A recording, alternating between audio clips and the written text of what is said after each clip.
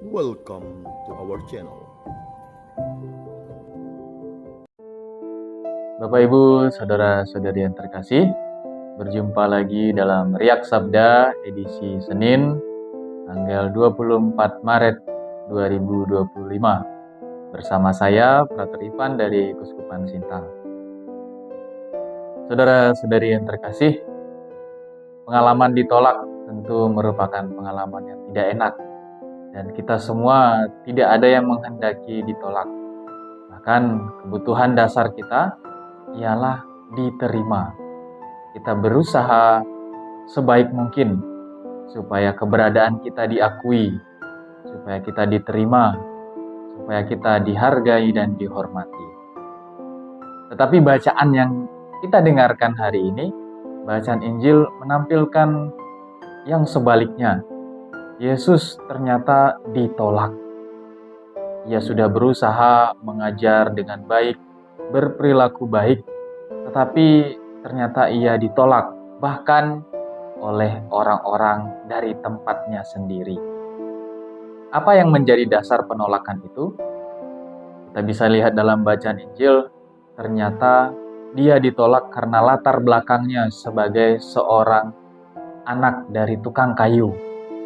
Orang banyak di kampungnya tahu bahwa Yesus adalah seorang anak dari tukang kayu dengan latar belakang ekonomi yang katakanlah di bawah rata-rata orang pada zaman itu.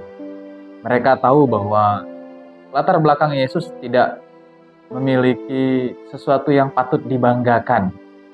Sehingga dalam pewartaannya, Yesus ditolak. Mereka menganggap remeh Yesus. Meskipun Yesus mewartakan kebenaran, kebaikan yang datang dari Allah sendiri, tetapi karena orang telah melihat latar belakangnya dan menganggap remehnya, maka ia tetap ditolak. Bapak Ibu saudara-saudari yang terkasih, peristiwa ini sering terjadi di tengah-tengah kita. Kita mudah untuk menghakimi orang karena latar belakangnya, baik karena tingkatan sosial ekonomi yang tidak setara dengan kita, atau bahkan orang-orang yang pada masa lalunya mengalami peristiwa buruk atau ia telah menjadi orang-orang pembuat masalah. Orang-orang yang melakukan tindakan kejahatan, mencuri, dan kejahatan-kejahatan lainnya, dan kita anggap sebagai orang yang tidak mungkin akan berubah. Bahkan ketika ia mewartakan kebenaran, kita tidak mudah untuk menerimanya. Dari bacaan Injil hari ini, kita belajar bahwa kebenaran tidak selalu datang dari orang yang sejak awal lahir dengan baik, dengan latar belakang yang baik.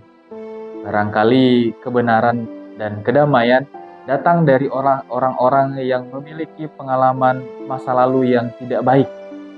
Ia kemudian mengalami peristiwa pertolongan Tuhan, dan kemudian ia mewartakan kebenaran di tengah kita. Ada satu kalimat yang menarik dari seorang kudus. Dia mengatakan bahwa orang kudus punya masa lalu dan orang berdosa punya masa depan. Maka mari kita bersama Yesus, kita tidak melihat orang dari tampilan fisik, pengalaman hidup masa lalu, keadaan ekonomi, keadaan sosial, dan lain sebagainya. Mari kita lihat kebaikan dan kebenaran yang ada dalam setiap diri orang yang kita jumpai setiap hari. Tuhan memberkati kita. Amin.